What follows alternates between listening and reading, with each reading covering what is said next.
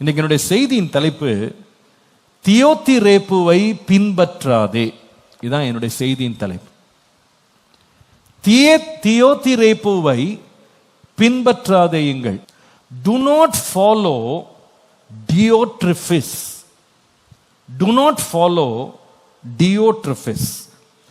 இந்த டியோட்ரிஃபிஸ் அப்படின்ற ஒரு கேரக்டரை பத்தி 2 வசனங்களை பைபிள்ல அவர் ஒதுக்கி, இவன் எவ்வளவு பொல்லாதவன், இவனை ஏன் பின்பற்றக்கூடாது என்பதை அப்போஸ்தலனாகிய பவுல் யோவான் ரொம்ப வெளிப்படையாக எழுதுகிறார்.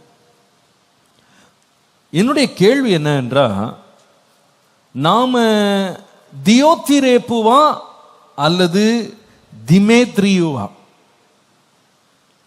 2 பேர் இருக்காங்க. நாம யாரு? நம்ம பேரை எந்த இடத்துல போடலாம்?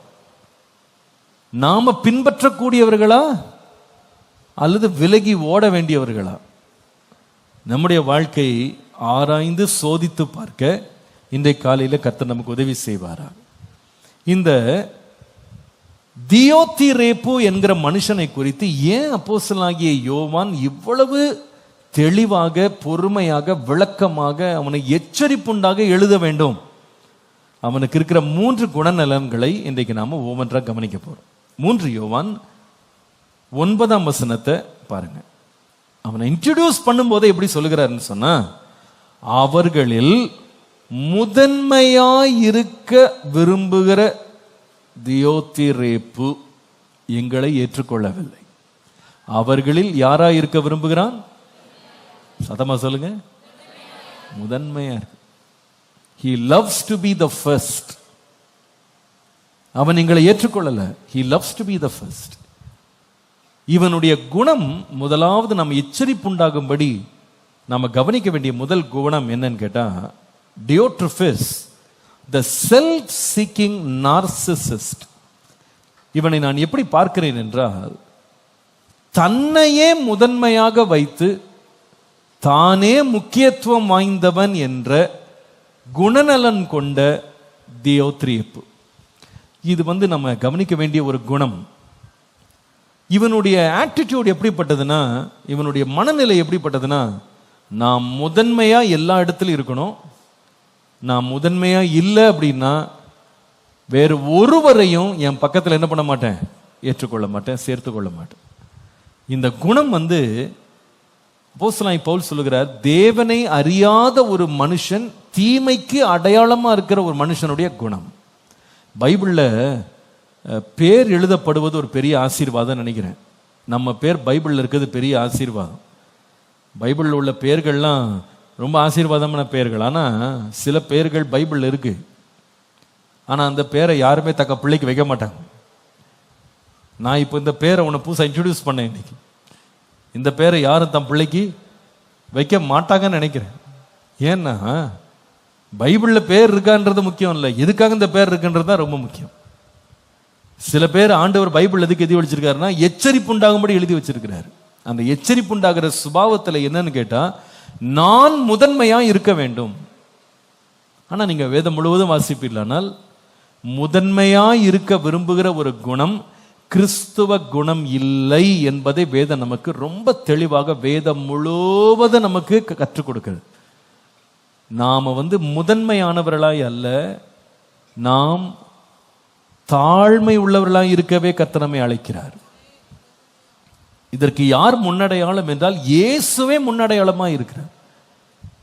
நம்முடைய இயேசுவின் போதனைகளை மத்தேயு 19ஆம் அதிகாரம் 14ஆம் வசனத்தை வாசித்தால், மத்தேயு 19:14 வேதம் சொல்லுகிறது, சிறு பிள்ளைகள் என்னிடத்தில் வருவதற்கு இடங்கொடாது, தடை பண்ணாதிருங்கள், பரலோக ராஜ்யம் அப்படிப்பட்டவர்களுடைய. சிறு பிள்ளையை போல, சிறு பிள்ளை போட்டி போட்டு கொண்டிருக்காது, பொறாமைப்படாது, முதன்மையான இடத்தை தேடணும் அப்படின்னு அது எந்த ஒரு அஜெண்டாவோட தான் லைஃபை வாழாது இல்லையா? அதற்கு இருக்கிறதுல சந்தோஷமா மகிழ்ந்திருக்கும். அதே போல சிறு பிள்ளை மனமா இருக்கணுமே தவிர போட்டி மனப்பான்மையில் இருக்கக்கூடாதுன்னு இயேசு நமக்கு போதிக்கிறார். மத்தேயு 20ஆம் அதிகாரம் 26-27 வசனங்களை வாசித்தால், உங்களில் ஒருவன் முதன்மையானவனாய் இருக்க விரும்பினால், பெரியவனாய் இருக்க விரும்பினால், அவன் உங்களுக்குள் எப்படி இருக்கணும்? பணிவிடைக்காரனாய் இருக்க வேண்டும். மத்தேயு 10:45 வாசித்தால் நம்முடைய இரட்சகராகிய இயேசு கிறிஸ்து எப்படி வந்தார் என்றால், மார்க் 10:45 அவர் சொல்லுகிறார், நான் ஊழியம் கொள்ளும்படி வரல, ஊழியம் செய்யும்படி வந்தேன், என் ஜீவனையே நான் மீட்கும் பொருளாக கொடுக்கும்படி வந்தேன், என்னையே பலியா கொடுக்க தான் வந்தேன், நான் நம்பர் 1 இருக்கணும்னு வரல. யோவான் 13ஆம் அதிகாரம் 4 முதல் 11 வசனங்கள், யோவான் 13 4 முதல் 11 வசனங்களை வாசித்தால் அங்கே நாம் வாசிக்கிறோம், இயேசு பந்தி இருக்கிறதுக்கு முன்பாக எழுந்து ஒரு துண்டை தனக்கு சுற்றி கட்டிக்கொண்டு ஒரு அடிமையை போல குனிந்து தன்னுடைய சீஷர்களுடைய பாதங்களை கழுவினார் என்று சொல்லி நாம வாசிக்கிறோம் இல்லையா? அது எதற்கு அடையாளமா இருந்ததுன்னா, சர்வன்ட்டுக்கு அடையாளமா இருந்தது. நான் உங்களுக்கு அடிமையா இருக்கிறேன், நான் உங்களுக்கு அடிமையா இருக்கிறேன், நான் உங்களுக்கு முதன்மையானவனாய் அல்ல, உங்கள் எல்லாருக்கும் ஊழியக்காரனை போல நான் வந்திருக்கிறேன் அப்படின்னு தன்னையே தாழ்த்தினார், தன்னையே தாழ்த்தினார். ஆனால் இந்த தியோத்திரேப்புவை பார்த்தீங்கன்னா தன்னை கடையானவனாக அல்ல, தன்னை முதன்மையானவனா இருக்கணும் எல்லா இடத்துலையும். ஆண்டவர் சொன்னார், இந்த பரிசேயர்கள் சதுசேயர்கள் அவர்களெல்லாம் பத்தி எச்சரிப்பாருங்க. அவங்க என்ன பண்றாங்கன்னா, எங்க போனாலும் முதன்மையான ஸ்தானங்கள்ல உட்காரணும்னு சொல்லி ஆசைப்படுறாங்க. எல்லா இடங்களையும் தங்க வந்தனங்களை பெறணும், தங்க முக்கியத்துவத்தை பெறணும் அப்படின்றதுல ரொம்ப ரொம்ப ரொம்ப கவனமா இருக்கிறாங்க பாருங்க. இது இந்த குணத்தை பற்றி நாம ரொம்ப எச்சரிப்பாரு. அதாவது சில பேர் ஃபர்ஸ்ட் சீட்ல உட்கார மாட்டாங்க, அந்த இடத்துல வெளியரங்கமா பார்த்தீங்கன்னா, ஐயோ தாழ்மையாக, ஐயோ நான் அங்கெல்லாம் உட்கார மாட்டேன், நான் அப்படி இருக்க மாட்டேன், இப்படி இருக்க மாட்டேன், நான் அப்படி செய்ய மாட்டேன், எனக்கு இந்த மாதிரி பண்ணாதீங்க அப்படிலாம் ரொம்ப வெளியரங்கமா ரொம்ப தங்களை முதன்மையா காட்டுறதுக்கு விரும்ப மாட்டாங்க. ஆனா மனதளவில் அவங்க எப்பவுமே நம்பர் 1 இருக்கணும். அவர்கள் தங்களை விட யாரும் மேன்மை அடைகிறதுல பார்த்து சந்தோஷப்பட மாட்டாங்க, தங்களை விட யாரும் பயன்படுத்தப்படுறதை பார்த்து சந்தோஷப்பட மாட்டாங்க, தங்களை விட இன்னொருவர் தெரிந்து கொள்ளப்படுறதை பார்த்து சந்தோஷப்பட மாட்டாங்க. அதுல எரிச்சலாயிடுவாங்க, கோபமாயிடுவாங்க, அவங்க படபடப்பாயிடும் அவங்களுக்குள்ள. ஐயோ என்னை விட அவங்கள தெரிந்தெடுத்துட்டாங்களே, என்னை விட அவங்கள முக்கியப்படுத்திட்டாங்களே, என்னை விட அவங்கள பாராட்டிட்டாங்களே, என்னை விட அவங்க நல்லா செய்யறாங்களே ஒரு காரியத்தை. அவங்களுக்குள்ள அது ஒரு பெரிய உள்ள புகை மூட்டமா மாறிடும். மனதுக்குள்ள ஒரு பெரிய தெளிவில்லாத நிலைக்கு கொண்டு போயிடுவாங்க, கோபம் உள்ளவர்களாக மாறிடுவாங்க, எரிச்சல் உள்ளவர்களாக மாறுவாங்க, பாடுறவங்களாம் எரிச்செறிஞ்சு விழுவாங்க. வீடுகளில் இது நடக்கலாம். வீடுகளில் சில வீடுகளில் பாருங்க, நம்ம அதுவும் அந்த கூட்டு குடும்பம் இருக்கு பாருங்க, அங்க நிறைய பிரச்சனைகள் வரும். அதுல எங்க போட்டினே கேட்டா யாரு பெருசுங்க. கல்யாணம் ஆன பிறகு பிள்ளைகள் உள்ள வருவாங்க, ஆனா அங்க வீட்டில் இருக்கிற தாய் என்ன செய்வாங்கன்னா, வந்த மருமகளை விட நான் தான் நல்லா சமைப்பேன்றத ப்ரூவ் பண்ணுவாங்க. இது மாஸ்டர் செஃப் உடைய காம்படிஷன் மாதிரி நடக்கும். அவளுக்கு ஒண்ணுமே செய்ய தெரியாது, நான் தான் என்ன பண்ணுவேன், பேச மாட்டேங்கிறீங்க, சிறப்பா செய்வேன் அப்படின்னு. சில வேளையில் மருமகளுக்குள்ள சண்டை வந்துடும். என்ன பிரச்சனைன்னு கேட்டா, வந்த மருமகளை பத்தி யாராவது ஒருத்தர் புகழ்ந்துட்டா போதும், நல்லா இருக்குமா, உன் ரசம் நல்லா இருக்குன்னு சொல்லிட்டா போதும், அப்ப நான் வச்சதெல்லாம் என்ன, அதை பாராட்ட மாட்டாங்க, உண்மையா நல்லா இருக்குன்னு சொல்ல மாட்டாங்க. உங்களை விட நான் நல்லா செய்வேன், சும்மா காட்டியுமே இந்த நல்லா இல்லைன்னு சொல்லாதீங்க, உங்களை நல்லா இல்லைன்னு சொல்ல, இன்னொருத்தருது நல்லா இருக்குன்னு தான் நாங்க சொன்னோம். ஆனா இவங்களுக்கு எப்படி தோணுன்னா, அப்ப நான் செஞ்சது நல்லா இல்லையா? இப்போ அவங்களுக்கு என்னன்னா, பாராட்டணும்னா என்னதான் பாராட்டணும், உயர்த்தணும்னா என்னதான் உயர்த்தணும், மேன்மைப்படுத்தணும் என்னதான், நான் தான் number 1, I should always be number 1, என்னதான் தெரிந்து கொள்ளணும், எனக்கு தான் முக்கியத்துவம் கொடுக்கணும், எனக்கு தான் நம்பர் 1 பொசிஷன் கொடுக்கணும், என்னை எப்பொழுதுமே பாராட்ட வேண்டும், என்னை எப்பொழுதுமே கனம் பண்ண வேண்டும். சபையில கூட சில வேளையில் இந்த நோய் பிடிக்கும். நான் யாருன்னா சீனியர் அப்படின்னு சில பேர் அவங்களே தங்களுக்கு பட்டம் போட்டுக்கிடுவாங்க, நாங்க சீனியர் அப்படின்னு. அல்லது எனக்கு வயது அதிகமாக இருக்கிறது, எனக்கு அனுபவம் அதிகமாக இருக்கிறது, நாம் முதன்மையாக இருக்க வேண்டும். ஆனா ஏசு சொன்னார், உங்களை ஒருவன் முதன்மையா இருக்க விரும்பினா எல்லாருக்கும் எப்படி இருக்கணும், ஊழியக்காரனா இருக்கணும், கடையானவனா இருக்கணும். நீங்க முந்துகிறவர்களா இருந்தா நீங்க எப்படி இருக்கணும்னா பிந்தினவர்களா இருக்கணும். நீங்க எல்லாருக்கும் பணிவிடை செய்கிறவர்களாக, உதவி செய்கிறவர்களா இருக்க வேண்டுமே தவிர பட்டத்தை சுமந்து கொண்டு போய் நம்மை பெருமை பாராட்டுகிறது அல்ல. இங்க ஒரு மனுஷன் இருக்கிறான், அவனை பற்றி அந்த அப்போஸ்தலர் சொல்றாரு, இந்த தீமையை மட்டும் பின்பற்றாதப்பா. இது நாங்க சொல்லிக் கொடுத்த வழக்கம் கிடையாது, நம்முடைய ரட்சகராக இயேசு கிறிஸ்து சொல்லிக் கொடுத்த வழக்கம் கிடையாது. ஆனா இவன் வேறு வழியா இவன் நடக்கிறான். ஆனா இவன் யாருன்னா சபையில விசுவாசி. ஒரு பக்கம் நீங்க அதை கொஞ்சம் வாசித்து பார்த்தீங்கன்னா, ஒருவேளை அவன் சபையில ஒரு தலைவனா கூட இருந்திருக்கலாம். ஏன்னா அவர் சொல்லுகிறாரு, அப்போஸ்தலனாகிய யோவானே உள்ள விட மாட்டேன்னு சொல்லிட்டாராம் இவரு, அவரை ஏற்றுக்கொள்ள மாட்டேன்ட்டாராம். அப்போ என்ன ஒரு மனநிலை இருந்துச்சு பாருங்க அவருக்கு. என்னை விட யாரும் என்ன பண்ணக்கூடாது, அந்த இடத்துல வரக்கூடாது, உட்காரக்கூடாது, நான் தான். சில பேர் பாருங்களேன், அந்த பொசிஷனை கொடுக்கல, அவன் முகம் பாருங்க அப்படியே உருன்னு உட்காந்துருப்பாங்க. ஒரு சிரிப்பு இருக்காது, அபிஷேகம் இருக்காது, பாட்டு இருக்காது, எல்லாம் நின்று போயிடும். ஏன்னா அவங்களுக்கு அந்த பொசிஷன் தான் முக்கியம். அந்த பொசிஷனை கொடுத்துட்டீங்கன்னா ஆட்டோமேட்டிக்காக பாட்டு வந்துடும், அபிஷேகம் வந்துடும், அந்நிய பாஷை வரும், எல்லாம் வரும். இதெல்லாம் பொய், வேஷம், அத்தனையும் வேஷம், அத்தனை ஏமாத்து வேலை. இதுவல்ல கிறிஸ்தவ வாழ்க்கை. உயர்த்துறாங்களா தாழ்த்துறாங்களா முக்கியம் இல்லை. நான் சிறுக வேண்டும், அவர் பெருக வேண்டும். இயேசு சொன்னார், ஸ்திரீகள்ல பிறந்தவன்ல யோவான் ஸ்நானகனை போல பெரியவன் ஒருவனும் இல்லை. ஆனா அவன் சொல்லுகிறான், இயேசு பெருக வேண்டும், நான் சிறுக வேண்டும்.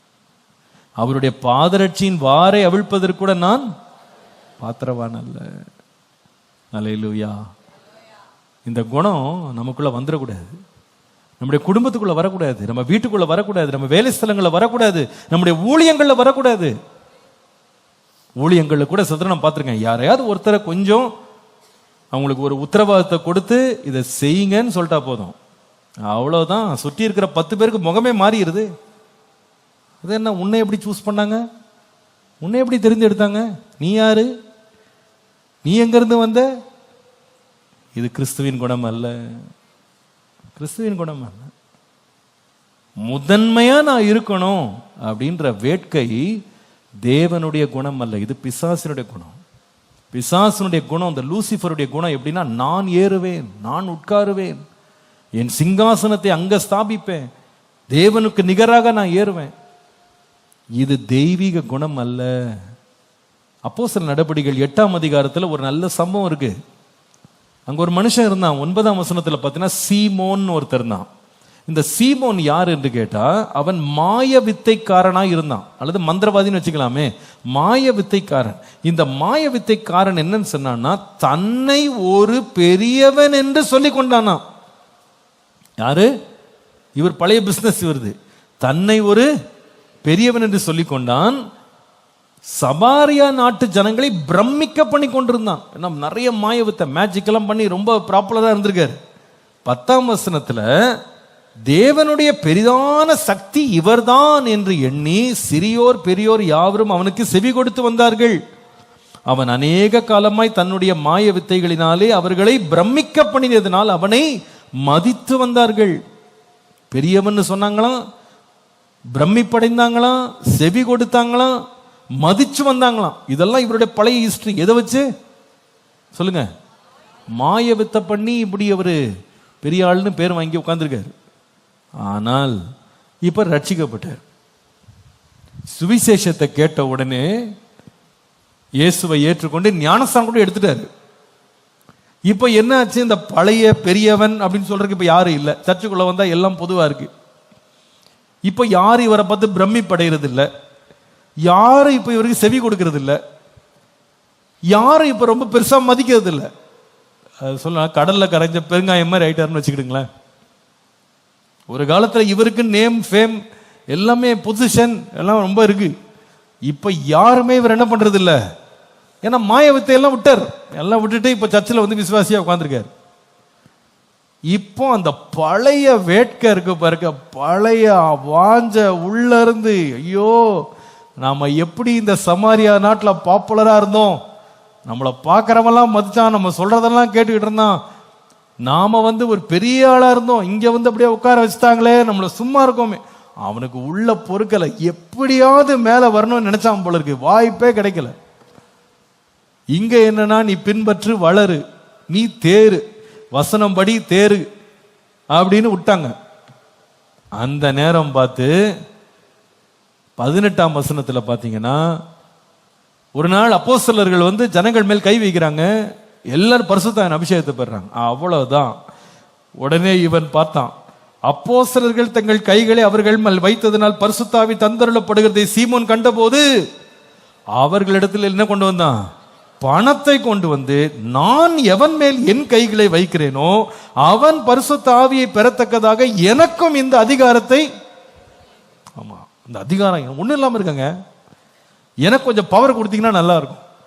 ஒரு காலத்துல ரொம்ப பிரமிச்சு வந்தாங்க, ரொம்ப மதிச்சு வந்தாங்க, நான் சொல்றதெல்லாம் கேட்டாங்க, கேட்கறக்கு ஒருத்தர் இல்லை. இப்ப என்ன வேணும்? எனக்கு இப்ப அதிகாரம் வேணும். அது எப்படின்னா, பரிசுத்தாவின் அபிஷேகம் கிடைச்சா கூட பரவாயில்ல, அந்த வரம் கிடைச்சா கூட பரவாயில்ல. முன்னால மாய வித்த பண்ண, இப்போ ஆவி வித்த பண்ணலான் இருக்கேன். முன்னால உலகத்துல பெரிய ஆள் மாதிரி இருந்தேன், இப்போ ஆவிக்குரிய உலகத்துல எப்படி இருக்கணும்னு நினைக்கிறேன், முக்கியமான ஆளாக நினைக்கிறேன் அப்படின்னு இவர் காசு கொடுக்க ரெடியா இருக்காரு. காசை வேணா வாங்கிக்கோங்க, எனக்கு என்ன பண்ணுங்க, இந்த வரத்தை கொடுங்க அப்படின்னும் போது பேதுரு அவன் சொல்லுகிறான் பாருங்க. பேதுரு சொல்லுகிறார், தேவனுடைய வரத்தை பணத்தினால் சம்பாதித்துக் கொள்ள நீ நினைத்தபடியால் உன் பணம் உன்னோட கூட நாசமாய் போக கிடவாது. உன் இருதயம் தேவனுக்கு முன்பாக செம்மையல்ல. நீ கேட்டதுல பரிசுத்தாவியின் வரத்தை நானும் பெறணும், நானும் அநேகருக்கு ஆசீர்வாதம் கேட்டப்பா, வாய் நல்லதான் கேட்ட மாதிரி இருந்துச்சு, ஆனா இருதயம் எப்படி இல்லை, செம்மையா இல்லை. இந்த விஷயத்தில் உனக்கு பங்கும் இல்லை பாகமும் இல்லை. 22ஆம் வசனம், ஆகையால் நீ உன் துர்க்குணத்தை விட்டு மனம் திரும்பி தேவனை நோக்கி வேண்டிக்கொள், ஒருவேளை உன் இருதயத்தின் எண்ணம் உனக்கு மன்னிக்கப்படலாம். நீ கசப்பான பிச்சிலும் பாவக்கட்டிலும் அகப்பட்டிருக்கிறதாக,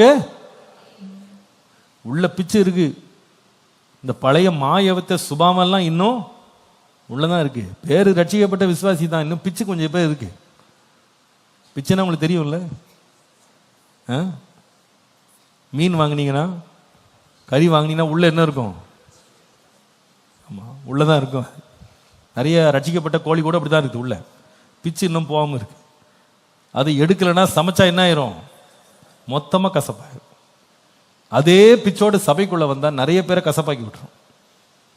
நமக்குள்ள என்ன இருக்கக்கூடாதுன்னா, அந்த பாவ கட்டு பிச்சு இருக்கக்கூடாது. குடும்பத்துல கூட நான் தான் முக்கியமானவன் நீங்க நினைச்சிட்டீங்கன்னா குடும்பம் போச்சு. சில பேருக்கு அந்த ஒரு ப்ராப்ளம் இருக்கு, வெரி நார்சிசிஸ்டிக். அதாவது எனக்கு தான் முக்கியத்துவம் கொடுக்கணும், எல்லாமே எனக்காக தான், எல்லாமே நான் தான் செய்வேன், எனக்கு தான் பேர் உண்டாகணும், எனக்கு தான் புகழ் வரணும், எனக்கு தான் முக்கியத்துவம் கொடுக்கப்படணும். இப்படி நினைச்சிட்டீங்க, அநேக உறவுகளை நீங்க என்ன பண்ணிடுவீங்க, கெடுத்து போட்டுருவீங்க, நிறைய பேரை உடைச்சு போட்டுருவீங்க. உங்க வாழ்க்கையிலும் சந்தோஷம் இல்லாம மற்றொரு வாழ்க்கையிலும் சந்தோஷம் இல்லாமலே போய்விடும். இந்த மனிதனை குறித்து வாசிக்கிறோம், இந்த தியோத்ரிஃபி, அவன் எப்படிப்பட்டவன் சொன்னா, எனக்கு தான் முக்கியத்துவம். யோவான் அப்போஸ்தலன் கூட உள்ள விட மாட்டேன், நான் தான் நம்பர் 1 அப்படின்னு சொன்னான். ஆண்டவரே, இந்த துர்குணம் நீங்க எங்களுக்குள்ள இது இருக்குமானால் எங்களை விட்டு முழுவதுமாக என்னை விட்டு என்ன பண்ணிடுங்க, மாற்றி. நான் முதன்மையானவன் அப்படின்ற எண்ணம் என்னை விட்டு வெளியே போகட்டும். நான் சிறுகட்டும், ஆண்டவர் பெருகட்டும். ஹல்லேலூயா. நம்ம இந்த தாழ்மையை எங்க கற்றுக்கொள்ளலாம்? தேவனுக்கு முன்பாக ஒருத்தன் மனத்தாழ்மையா இருந்தா ஆட்டோமேட்டிக்கா அந்த குணம் மனுஷனுக்கு முன்பாகவும் வெளிப்படும். தேவனுக்கு முன்பாக ஒரு மனுஷன் ரொம்ப பெருமையா வாழ்ந்தான்னா மனுஷன் முன்னாடி பெருமையா தான் இருக்கும். அந்த பரிசேயன் ஜெபம் பண்ணா இல்லையா, தேவனுடைய ஆலயத்தில் போய், இந்த பாவியை போல ஆயக்காரனை போல இல்லாததற்காக உம்மை ஸ்தோத்திரிக்கிறேன். ஏன்னா நான் உபவாசம் பண்றேன், நான் தசமம் கொடுக்கிறேன், காணிக்கை கொடுக்கிறேன். இவன் அப்படி இல்லை. தேவனுக்கு ஜெபத்திலே அப்படி ஒரு பெருமையில இருந்தான் பாருங்க. இந்த பெருமைகள், நான் தான் முதன்மையானவன், நான் தான் முக்கியமானவன் அப்படின்ற பெருமைகள் கர்த்தர் நம்மை உடைத்து வெறுமையாக்கி ஒரு தாழ்மையுள்ள இருதயத்தை கர்த்தர் நம்ம கிருபையாக தருவாராக. ஏன் அப்படி நம்ம தாழ்மையா இருக்கணும்னா, நம்மை அழைத்த இயேசு தாழ்மையானவர். ஹல்லேலூயா. சில பேர் சொல்றாங்க தாழ்ந்து போறது பலவீனம்னு. இல்லைங்க, தாழ்ந்து போறதுதான் தெய்வீக குணம், அது பலவீனம் அல்ல, அது பலவீனம் அல்ல. இன்னைக்கு நிறைய வேளையில நான் ஈவன் ஃபேமிலி கவுன்சிலிங்ல கூட நான் ரொம்ப பாடுபடுறது எங்கன்னு கேட்டீங்கன்னா, தாழ்மைப்படுத்துறதுக்கு தான் ரொம்ப பாடுபடுறேன். கணவன் மனைவி ஒருவருக்கொருவர் கொஞ்சம் தாழ்மை ஆயிட்டாங்க, மனத்தாழ்மை ஆயிட்டாங்கன்னா, எனக்கு தெரிஞ்ச வரைக்கும் 99% பிரச்சனைகளை தீர்த்து விடலாம். 99% ஆஃப் ப்ராப்ளம்ஸ் அதை கிளியர் பண்ணிடலாம். ஆனா அங்க என்ன பிரச்சனை கேட்ட ஈகோ தான். நீயா நானா, நீ பெரியவனா நான் பெரியவளா, இந்த போட்டி இருக்கு பாருங்க. இதுக்கு விடிவு நிச்சயமா நன்மையாவே இருக்காது. அவங்க வாழ்நாளெல்லாம் போராடிக்கிட்டே இருப்பாங்க, வாழ்நாளெல்லாம் சண்டை போட்டுக்கிட்டே இருப்பாங்க, வாழ்நாளெல்லாம் அவங்க ஒரு நாளும் ஒன்று சேர்ந்து வாழ்வது ரொம்ப ரொம்ப கடினம். சபைக்குள்ளேயும் இந்த மாதிரி எண்ணங்கள் வந்துவிடுமானால் ஊழியத்துக்கு ரொம்ப ஆபத்து. நான் பெரியவன், நான் சிறந்தவன், நான் உயர்ந்தவன், நான் முக்கியமானவன், என்னை தான் எல்லாரும் முக்கியப்படுத்த வேண்டும், மற்றவர்களை விட நான் என்னையே அதிகமாய் நேசிக்கிறேன் என்ற குணம் ரொம்ப ஆபத்தானது. அவர்களில் முதன்மையாய் இருக்க விரும்புகிற தியோத்திரேப்பு, ஆண்டவரே இந்த குணம் என்னில் ஒருபோதும் காணப்படாதபடி நான் முதன்மையானவனாக அல்ல, ஆண்டவரே இயேசுவை பின்பற்றி எல்லாருக்கும் ஊழியக்காரனாக இருக்க எனக்கு கிருபை தாரும். ஹல்லேலூயா. கர்த்தர் நல்லவர். இப்போ இரண்டாவது இன்னொரு குணத்தை இந்த தியோத்திரேப்பு பற்றி நம்ம படிக்கலாம். நீங்க அதே 3 யோவான் 10ஆம் வசனத்தை பாருங்க. 10ஆம் வசனத்துல இந்த மனிதனை குறித்து நம்ம வாசிக்கிறோம். ஆனபடியால் நான் வந்தால் அவன் எங்களுக்கு விரோதமாய் பொல்லாத வார்த்தைகளை அலப்பி செய்து வருகிற கிரியைகளை நினைத்து கொள்ளுவேன். இந்த தியோத்திரேப்புக்கு பற்றி இந்த யோவான் அப்போஸ்தலன் இந்த காயுவுக்கு ஒரு எச்சரிப்பு கொடுக்கிறார். ரெண்டாவது, இவனுடைய பொல்லாத குணம் என்னன்னு கேட்டா, அப்போஸ்தலனாகிய யோவானுக்கு விரோதமாகவே பொல்லாத வார்த்தைகளை அலப்பி அநேக கிரியை செய்து கொண்டிருந்தானா. நம்பர் 2, டியோட்ரிஃபஸ் த ஸ்லாண்டரர். தியோத்திரேப்பு எப்படிப்பட்டவன் அப்படின்னு கேட்டா, இவன் பிறரை குறித்து தூற்றுகிறவன். வார்த்தை என்ன சொல்லுது அப்படின்னா, பிறரை குறித்து தவறான செய்திகளை அல்லது அவர்களை பாதிக்கக்கூடிய செய்திகளை, அவர்களை அழிக்கக்கூடிய, அவர்களுக்கு பாதிப்பை உண்டாக்கும் செய்திகளை பரப்புகிற ஒரு குணம் இந்த தியோத்திரேப்புக்கு இருந்தது. எழுதுங்க, என்ன குணம்? தூற்றிக்கொண்டு எங்களுக்கு விரோதமாய் பொல்லாத வார்த்தைகளை அலப்புகிறவன். நீதிமொழிகள் 18:8 நம்ம வாசிக்கிறோம், கோள்காரனுடைய வார்த்தைகள் விளையாட்டு போலதான் இருக்கும், ஆனாலும் அவைகள் உள்ளத்திற்குள் தைக்கும். இன்னொரு முறை வாசிக்கலாமா? கோள்காரனுடைய வார்த்தைகள் எப்படி இருக்குமா? சில பேர் சொல்லுவாங்க, விளையாட்டுக்கு சொன்னாங்க, சும்மா சொன்னேன். ஆமாங்க, விளையாட்டு மாதிரி தான் இருக்கும். அது கோள் சொல்லி திரிகிறவனுடைய சுபாவமே எப்படி இருக்குன்னா, விளையாட்டு சொல்ற மாதிரி சிரிச்சுக்கிட்டே சொல்ற மாதிரி சொல்லிட்டு போவாங்க. சில பேர் போற போக்கில் அப்படி சொல்லிட்டு போவாங்க. சீரியஸா சொல்லுங்க, சும்மா தான் சொன்னேன். இது எப்படி இருக்குன்னா, ஊசியை வச்சுக்கிட்டு குத்திட்டு சும்மா தான் குத்தி பார்த்தேன், ரத்தம் வருதான்னு பார்த்தேன், வலிக்குதா அப்படின்னு கேட்டா எப்படி இருக்குன்னு யோசித்து பாருங்க. அதே போலதான் கோள் சொல்லி திரிகிறவன் விளையாட்டுக்கு சொன்னேன்னு 10 பேர்ட்ட சொல்லிட்டு வருவானா. ஒருத்தரை போய் தீமையான காரியங்களை மற்றவர்கள்ட்ட போய் பரப்பி இவன் சொல்லிட்டு வர்றது முடிவு எப்படி இருக்கும்னா, அது உள்ளத்திற்குள் தைக்கும். அது காதுக்குள்ள போற காரியம் கிடையாது. எப்படி போயிடும்? உள்ளத்திற்கே போயிடும். இல்ல, அது இங்கிலீஷ்ல அந்த வார்த்தை யூஸ் பண்ண வேர்டை பாருங்களேன். they go down into the innermost parts of the belly ன்னு போட்டிருக்கு. அதாவது உள் உறுப்புகளை பாதிக்கக்கூடிய வலிமை அதற்கு உண்டு அப்படின்னு சொல்லியிருக்கு. நிறைய வெளியே ஏதாவது ஒரு பிரச்சனைனா கூட ஏதோ தைலம் போட்டு ஏதோ ஒரு கிரீமை தடவி பிளாஸ்டரை போட்டு சரி பண்ணிடலாம். உள் உறுப்புல பிரச்சனை ஆயிடுச்சு வச்சுக்கிடுங்களேன், அது ரொம்ப பெரிய வேலையை வச்சிடும். அது உயிருக்கே ஆபத்தை கொண்டு வந்துவிடும். அதை ஓப்பன் ஆட் தான் பண்ணணும். மொத்தமா ஆப்ரேட் பண்ணி ஓப்பன் பண்ணி தான் அதை சரி செய்யணும். சில வேளையில் அதுக்கு ப்ரொஃபஷனல் ஹெல்ப் இல்லாம அவங்கள வெளியே கொண்டு வர முடியாது. ஒருவரை குறித்து நாம பொல்லாத காரியங்களை மற்றவர்கள்ட்ட பரப்பும் போது மறந்துடக்கூடாது, விளையாட்டுக்கு செஞ்ச மாதிரி செஞ்சேன், ஆனா அது உள் உறுப்புகளை, உள் மனதை தச்சிரும். அது என்ன செய்யும் அப்படின்னா, கடைசியில பாதிப்படைந்தவர்களுக்கு சாதாரணமா பேசி அந்த பிரச்சனைகளை தீர்க்கவே முடியாது. அவங்க மனதளவில் பாதிக்கப்படுறது, அவங்க வாழ்க்கையில பாதிக்கப்படுற காரியங்கள் எவ்வளவு தூரம் அவங்களுக்கு கெடுதல் செய்யும்ன்றத உணர வேண்டியது அவசியம். லேவியராகமம் 19ஆம் அதிகாரம் 16ஆம் வசனம் சொல்லுகிறது.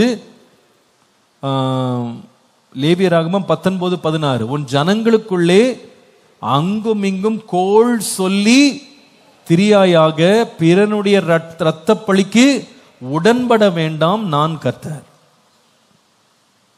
ஜனங்களுக்குள்ள கோள் சொல்லி திரியக்கூடாது. தீமையான காரியங்களை பேசி திரிவது தேவனுக்கு பிரியமில்லாத காரியம். நீதிமொழிகள் 26:20, நீதிமொழிகள் 26:20, விறகில்லாமல் நெருப்பு அவியும், கோள் சொல்லுகிறவன் இல்லாமல் சண்டை அடங்கும். கோள் சொல்லுகிறவன மற்றவர்களை குறித்து கோள் சொல்லுகிறவன அந்த இடத்தை விட்டு எடுத்தீங்கன்னா ஆட்டோமேட்டிக்கா சண்டை என்ன ஆயிடும் அப்படின்னு. அப்படின்னா அர்த்தம் என்னன்னா, சண்டை போச்சுன்னா என்ன வரும்? சமாதானம் வரும். கோள் சொல்லுகிற இருக்கிற வரைக்கும் ஒரு இடத்துல நிம்மதி சமாதானம் இருக்கவே இருக்காது. அந்த இடத்துல வளர்ச்சியும் இருக்கவே இருக்காது. நான் சில வேளையில இதை ஊழியத்தோட பார்த்துருக்கேன். இந்த ஊழியத்தில் கூட இந்த கோள் சொல்லி தீரவங்க கூட்டம் இருக்கிற வரைக்கும் அந்த குறிப்பிட்ட பகுதியில் ஒரு வளர்ச்சியை பார்க்க முடியாது, ஒரு பெருக்கத்தை நீங்க பார்க்கவே முடியாது, அங்க ஒரு விஸ்தாரத்தை நீங்க பார்க்கவே முடியாது. ஒரு முறை ஒரு ஊழியனோடு நான் பேசிக்கொண்டிருந்தேன். அவர் அந்த ஊழியத்தை ரொம்ப கஷ்டமான ஒரு சூழ்நிலையில அவர் எடுத்து அந்த ஊழியத்தை செய்ய ஆரம்பித்தார். அந்த ஊழியத்தை ஆரம்பித்த ஊழியன் ஒரு பிரச்சனையினால அந்த ஊழியத்தை விட்டு போயிட்டார். அவர் கிளம்பி போயிட்டார். இவர் அந்த ஊழியத்தை எடுக்க வேண்டிய ஒரு சூழ்நிலை விட்டது.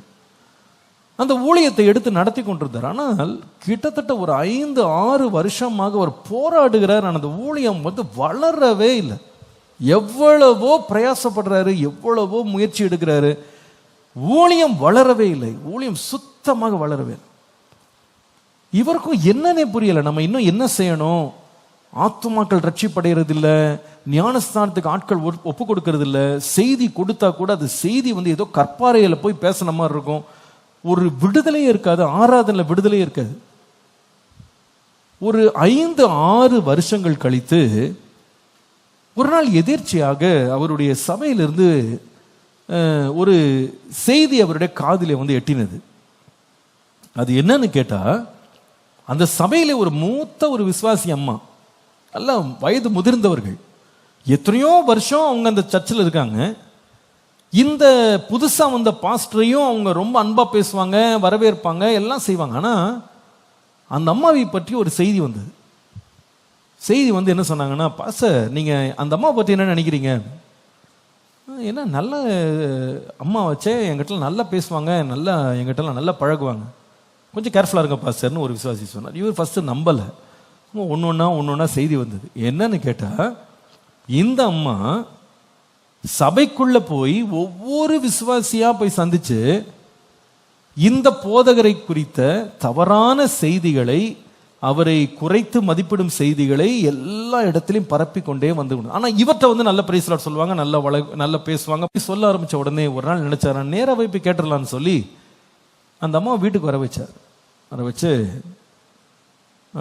அவங்க ரொம்ப வயது முதிர்ந்தவங்க கேட்டாராம், ஆண்டி நீங்க உங்களை பற்றி இப்படிலாம் சொல்றாங்க எல்லாரும், ஒருத்தர் சொல்லல நிறைய பேர் சொல்றாங்க, நீங்க இந்த மாதிரி என்னை பற்றி நீங்க வெளியே போய் அப்படி பேசுறீங்களா அப்படின்னு கேட்டோம். இதை கேட்ட உடனே அந்த அம்மாவுக்கு ரொம்ப ஷாக் ஆயிருச்சு. அவங்க எதுவுமே பதில் பேசல, அப்படியே கொஞ்ச நேரம் இவரை பார்த்துட்டே இருந்தாங்க. கொஞ்ச நேரம் கழித்து இந்த ஊழியனை குறித்து பல விதமான குறைகளை நேராக முகத்துக்கு நேராக சொல்ல ஆரம்பிச்சாங்க. இவர் இந்த பக்கத்தை அவர் பார்த்ததே கிடையாது. இவர் நினைச்சாரு இவங்க தான் நம்மளுக்கு ரொம்ப ஆதரவா இருக்காங்க, நம்மளுக்கு ரொம்ப உதவியா இருக்கிறாங்கன்னு நினைச்சிட்டு இருந்தாங்க. அதான் இந்த அம்மா அவ்வளவு பொய்யான புகார்களை இவர் மேல எடுத்து வீச ஆரம்பிச்சு. இந்த ஊழியன் எதுவுமே பேசல, அமைதியா இருந்தார். கொஞ்ச நேரம் கழிச்சு அந்த அம்மாவே எல்லாம் பேசி முடிச்சுட்டு, இனிமே நான் அந்த சபையில இருக்க மாட்டேன், சபையை விட்டு நான் போகிறேன் அப்படின்னு இவர் சொன்னாரா. இல்லம்மா பரவாயில்ல, இதுக்கு நான் ஒன்றும் பிரச்சனை இல்லை, நான் அதுக்கு இல்லை இனிமேல் நான் சபையில் இருக்க மாட்டேன் அப்படின்னு அந்த மக்களையும் போயிட்டு. இந்த ஊழியன் என்கிட்ட சொன்னது எனக்கு ரொம்ப ஆச்சரியமா இருந்தது. சொன்னாரு, அந்த தாயார் என்றைக்கு அந்த சபையை விட்டு அவங்க வெளியே போனாங்களோ அன்று முதல் அந்த சபையினுடைய வளர்ச்சியை கட்டுப்படுத்தவே முடியல. அந்த அம்மா வெளியே அந்த வாரம் வரல, சர்ச்சுக்கு வரல. அந்த வாரமே 4 பேர் புதுசா சபைக்கு வந்தாங்க. ரட்சிக்கப்படாதவர்கள் உள்ள வர ஆரம்பிச்சாங்க, ஞானஸ்தானம் பெற ஆரம்பிச்சாங்க, ஊழியங்கள் வளர ஆரம்பித்தது, விஸ்தரிக்க ஆரம்பிச்சது. இடமே இல்லைன்னு ரொம்ப கஷ்டப்பட்டுட்டு இருந்தாங்க.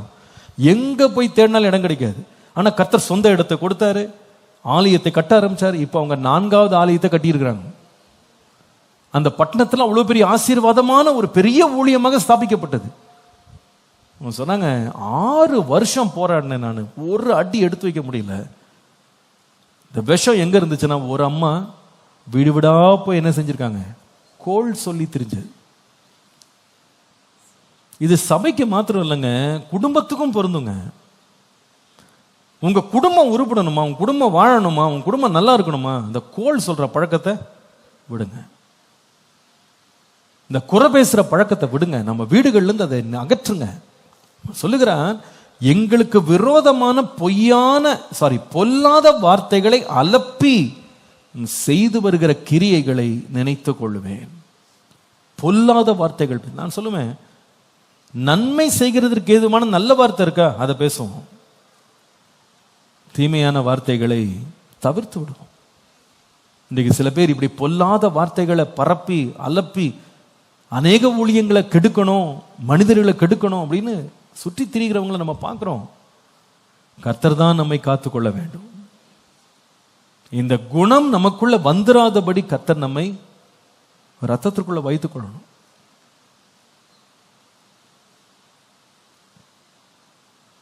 நம்முடைய வாழ்க்கையில பிறரை குறித்து பொல்லாத வார்த்தைகளை நம்ம பரப்புகிற ஒரு குணம் இருக்குமானா ஆண்டவர் கிருபையா மன்னிப்பாரா? வேன் சொல்லுது, மனுஷர் பேசும் ஒவ்வொரு வீணான வார்த்தைக்கும் நியாய தீர்ப்பு நாள் என்ன கொடுக்கணும், அதை மறந்துடக்கூடாது. மற்றவர்களை பற்றி நம்ம பொல்லாத வார்த்தைகளை பேசிட்டு உலகம் நம்பி நம் பக்கம் சாயலாம். ஆனால் ஒரு நாள் நியாய தீர்ப்பு இருக்கு, அங்கே நம்ம கணக்கு கொடுக்கணும். நம்ம பேசின ஒவ்வொரு வார்த்தைக்கும் தேவனுக்கு முன்பாக நம்ம கணக்கு ஒப்புவிக்கணும். அதை உணர்ந்தவர்களாக, ஆண்டவரே இந்த விதமான தியோத்திரேப்புடைய சுபாவம் எங்களுக்குள்ளே பற்றாதபடி, ஸ்லாண்டரிங் ஸ்பிரிட், ஸ்ப்ரெடிங் மேலிஷியஸ் லைஸ், மற்றவர்களுக்கு முன்பாக பொல்லாதவைகள் பொய்யானவைகளை பரப்பி ஒருவருடைய வாழ்க்கையினுடைய நற்பெயரை கெடுக்க நினைக்கிற இந்த எல்லா பொல்லாத குணங்களை எங்களை விட்டு என்ன பண்ணுங்க, அகற்றி விடுங்க. ஆண்டவரே அகற்றி விடுங்க. இது நல்ல சுபாவம் இல்லை, நல்ல சுபாவம் இல்லை. இங்கிலீஷ்ல கேரக்டர் அசாசினேஷன் சொல்லுவாங்க. கேரக்டர் அசாசினேஷன்னா ஒருவருடைய நற்குணத்தை நற்பெயரை கெடுக்க எடுக்கும் முயற்சி. ரொம்ப கேர்ஃபுல்லா இருக்கணும். குடும்பங்களில் கூட நீங்க ஒருவரை பற்றி ஒருவர் புகார் சொல்லும் போது யோசித்து செய்யணும். இது உண்மையா, இது நான் சொல்றது இது நல்லதுக்கு எதுவா சொல்றேன்னா, நான் கெடுக்கிறதுக்கு சொல்றேனா அப்படின்னு யோசிக்கணும். நான் இந்த ரொம்ப வேதனையாக சொல்ல, அந்த குடும்ப இதெல்லாம் நடத்தும் போதெல்லாம் கண்ணீர் கதைகள், கண்ணீர் கடிதங்கள்லாம் படிக்கும் போது ரொம்ப வேதனையாக இருக்கும். அவங்க சொல்லுவாங்க, நானும் என் கணவனும் அவ்வளோ அன்பாக இருந்தோம், அவ்வளோ ஒற்றுமையாக இருந்தோம், அவ்வளோ ஒருமனமாக இருந்தோம். என்னை பற்றி பொல்லாத காரியங்களை என்னுடைய கணவனுக்கு எந்த நேரமும் அவனுடைய தாயார் சொல்லி சொல்லி சொல்லி சொல்லி எங்கள் குடும்பத்தையே 2ஆ பிரிச்சுட்டாங்கன்னு சொல்லுவாங்க. சில பேர் கணவன்மார் எப்படி சொல்லுவாங்க, அவங்களுடைய அம்மா செய்த தவறுகளால, அவங்களுடைய பெற்றோர் செய்த தவறுகளால் 2 பேர் நாங்கள் ஒன்றா இல்லை.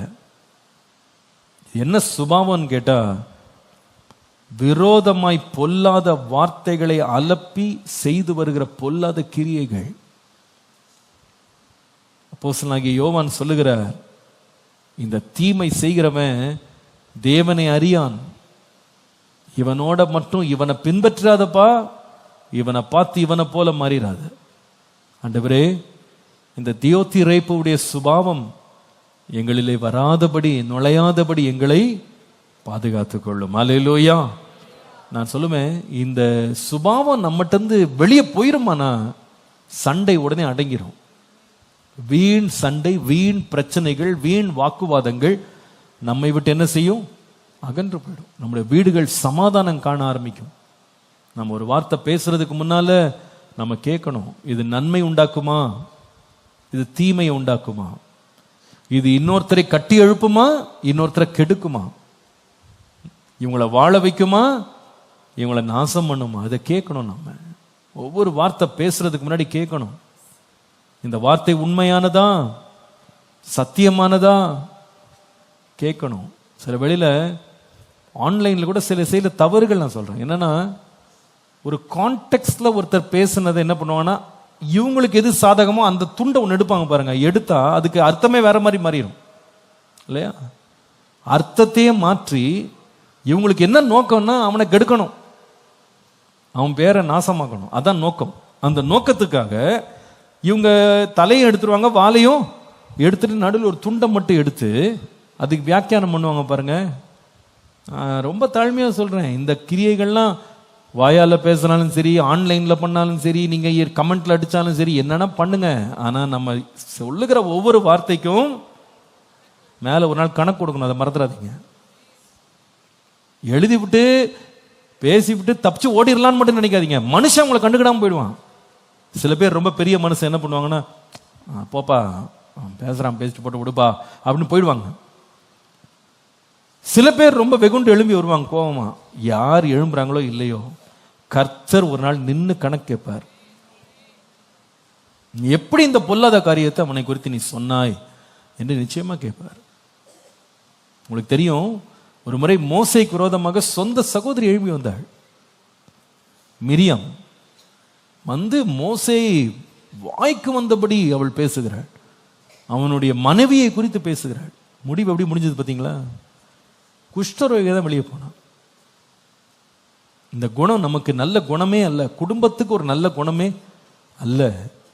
இங்கிலீஷ்ல இந்த வார்த்தை வந்து எப்படி போட்டிருக்குன்னா ரொம்ப இன்ட்ரெஸ்டிங்கா இருக்கு. அவர் எழுதுறாரு, when I come I will call to attention what he is doing, spreading malicious nonsense about us அப்படின்னு இங்கிலீஷ்ல. spreading malicious nonsense, உண்மையற்ற, தேவையற்ற, பக்தியற்ற, அவசியமில்லாத காரியங்களை, அறிவற்ற காரியங்களை எங்களை பற்றி அவன் பேசி பரப்பி கொண்டிருக்கிறான் என்று இந்த முதிர்ந்த ஒரு அப்போஸ்தலன் வெகுண்டு சொல்லுகிறார்.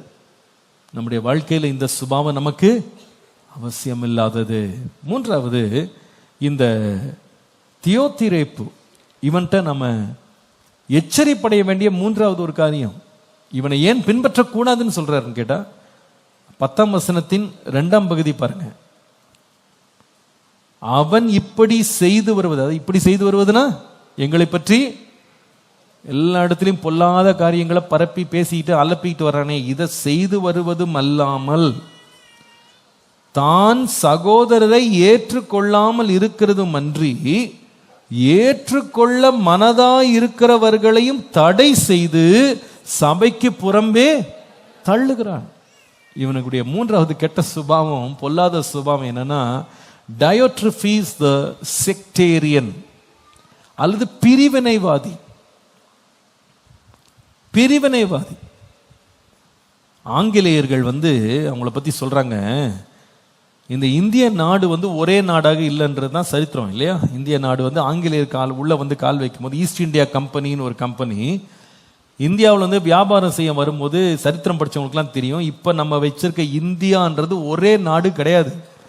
அது வந்து பல குறுநில மன்னர்கள், பல சாம்ராஜ்யங்கள் எல்லாம் சேர்ந்து ஆண்ட ஒரு பெரிய ஒரு நிலப்பரப்பு இது. ஆனா இந்த ஆங்கிலேயர்கள் என்ன செய்தாங்கன்னா, ஒரு பக்கம் இந்தியான்ற ஒரு நாடு உருவாகிறதுக்கு இவங்க முக்கிய காரணம். இவங்களால தான் இந்தியான்னு ஒரு நாடே ஒண்ணா வந்துச்சு. அது ஒரு பக்கம் இருக்கட்டும். ஆனா இவங்க செய்த பெரிய பொல்லாப்பு என்னன்னு கேட்டா, டிவைட் அண்ட் ரூல் பாலிசின்னு ஒன்று வச்சிருந்தாங்க. ஒருத்தனுக்கு விரோதமா ஒருத்தனை மூட்டி விட்டு அவனுங்க சண்டையில பலவீனப்படும் போது இவனுங்க உள்ள போய் என்ன பண்றது, ஆக்கிரமிச்சுக்கிறது. இப்படிதான் நாடு முழுவதும் என்ன செய்தாங்கன்னா ஆக்கிரமிச்சாங்க. கடைசியில் ஒரு நாள் நாட்டை விட்டு ஓட வேண்டியதாயிடுச்சு. இன்னைக்கு சில பேருக்கு இந்த பாலிசி ஒன்று இருக்கு. என்ன பாலிசி? டிவைட் அண்ட் ரூல், பிரித்து ஆளுகை செய், பிரித்து ஆளுகை செய். இதான் இவர் படிக்கிறார் பாருங்க. தான் சகோதரரை ஏற்றுக்கொள்ளாமல் இருக்கிறதும் அன்றி ஏற்றுக்கொள்ள மனதாய் இருக்கிறவர்களையும் தடை செய்து சபைக்கு புறம்பே தள்ளுவான். இதான் இவன் வேலை. இவனும் சேர மாட்டான், சேர்றவங்களை என்ன பண்ண மாட்டான், சேர விட மாட்டான். இவனும் சபைக்கு போக மாட்டான், சபைக்கு போறவங்களும் என்ன பண்ண மாட்டான், சபைக்கு போட மாட்டான். போகாதீங்க போகாதீங்க போகாதீங்க. ஏன்னா இவர் போக மாட்டாரு. இவர் போய் ஒரு சபையில் உட்கார இவருக்கு விருப்பம் இல்லை. இவருக்கு சபை இருக்காது, சபைக்கு போறவன்களையும் போகாத போகாத போகாத போகாத. இது ரொம்ப ஆபத்தான ஒரு போக்கு. இந்த குணம் இந்த மனிதனுக்கு இருந்ததை அப்போஸ்தலனாகிய பவுல் எச்சரிக்கிறார். ஒரு தனித்துவவாதி மாதிரி. நீங்க அந்த அந்த அந்த ஹோல் பேசேஜ் படிச்சீங்கன்னா, இந்த திமேத்ரேயு இருக்காம, சாரி தியோத்திரேப்பு இருக்காம பாருங்க. இந்த தியோத்திரேப்புவை இந்த யோவான் அப்போஸ்தலன் காட்டும்போது அவரை ஒரு தனித்துவவாதியா காட்டுறாரு. எப்பவுமே தனியாவே நின்றுகிட்டு இருக்கேன், நான் தான் முக்கியம், என்னதான் பாருங்க, என்னதான் முக்கியப்படுத்துங்க, இப்படியே நின்றுட்டு இருக்காரு. ஆனா யோவான் அப்போஸ்தலனை பார்க்கும்போது தனியா நிக்கிற மாதிரி தெரியல. நாங்கள், எங்களை, கவனிச்சிங்களா, எங்களை. இவர் அப்படி தன்னந்தனியா அப்படி ஓடிட்டு இருக்கிறதுல எங்களை அவர் எப்படி விரும்பினார்னா ஒரு மனம் வரணும். ஏன்னா இவர் படிச்சது இயேசு இடத்துல. இயேசு எப்படிப்பட்டவர்? யோவான் 17ஆம் அதிகாரம் 21ஆம் வசனம் வாசித்தால், அவர்கள் எல்லாரும் ஒன்றாய் இருக்கவும், பிதாவே நீர் என்னை அனுப்பினதை உலகம் விசுவாசிக்கிறதற்காக நீர் என்னிலேயும் நான் உம்மிலேயும் இருக்கிறது போல அவர்கள் எல்லாரும் நம்மில் ஒன்றாய் இருக்கவும் வேண்டிக் கொள்ளுகிறேன். எல்லாம் ஒன்னா இருக்கணும். அவருடைய வாஞ்சை அப்படிதான். எல்லாம் ஒன்னா இருக்கணும், எல்லாம் ஒருமித்து இருக்கணும். இது இயேசுனுடைய குணம், அவருடைய சுபாவம். எல்லாம் ஒன்னா இருக்கணும், எல்லாம் ஒருமித்து இருக்கணும், ஏக சிந்தையா இருக்கணும். நீங்க வேதம் முழுவதும் நீங்க விசேஷமாக சபையை குறித்து நீங்க படித்தீங்கன்னா, கிட்டத்தட்ட ஒவ்வொரு நிருபங்களிலேயும் அப்போஸ்தலர்கள் இந்த ஒற்றுமையை பற்றி ரொம்ப பேசிட்டே இருக்காங்க. 1 கொரிந்தியர் 1ஆம் அதிகாரம் 10ஆம் வசனம் பாருங்க. கொரிந்து சபைக்கு எழுதும்போது, சகோதரரே நீங்கள் எல்லாரும் ஒரே காரியத்தை பேச வேண்டும், பிரிவினைகள் இல்லாமல் ஏக மனதாய் இருக்க வேண்டும், ஏக யோசனை உள்ளவர்களாய் சீர்பொருந்த வேண்டும் என்று நம்முடைய கர்த்தராகிய இயேசு கிறிஸ்துவின் நாமத்தினாலே உங்களுக்கு புத்தி சொல்லுகிறேன். ஏனெனில் சகோதரி, உங்களுக்குள்ளே வாக்குவாதங்கள் உண்டு என்று குலோவேயாளின் வீட்டாரால் உங்களை குறித்து எனக்கு அறிவிக்கப்பட்டது. சில பேர் சொல்றீங்க, நான் பவுலை சேர்ந்தவன், சிலர் அப்போலோவை சேர்ந்தவன், சிலர் கேபாவை சேர்ந்தவன், நான் கிறிஸ்துவை சேர்ந்தவன் சொல்லுகிறபடியால் இப்படி சொல்லுகிறேன். பிரிஞ்சிருக்காதீங்கப்பா, ஒன்னா இருங்கன்றாரு. எதுக்கு உங்களுக்கு வாக்குவாதம், எதுக்கு சண்டை, எதுக்கு பிரிவினை? வேண்டாம், ஒன்றா இருங்க. திரும்ப 2வது நிருபத்தை எழுதும்போது 2 கொரிந்தியர் 13:11 13:11 வாசித்தீங்கன்னா, சகோதரி சந்தோஷமா இருங்கள், நற்சீர் பொருந்துங்கள், ஆறுதல் அடையுங்கள், ஏக சிந்தையாயிருங்கள், சமாதானமாயிருங்கள். ரோமருக்கு எழுதும்போது பாருங்க, ரோமர் 15:5-6 நீங்கள் ஒருமனப்பட்டு நம்முடைய கர்த்தராகிய இயேசு கிறிஸ்துவின் பிதாவாகிய தேவனை ஒரே வாயினால் மகிமைப்படுத்தும்படிக்கு பொறுமையும் ஆறுதலையும் அளிக்கும் தேவன் கிறிஸ்து இயேசுவினுடைய மாதிரியின்படியே நீங்கள் ஏக சிந்தை உள்ளவர்களாய் இருக்கும்படி உங்களுக்கு அனுக்கிரகம் செய்வாராக.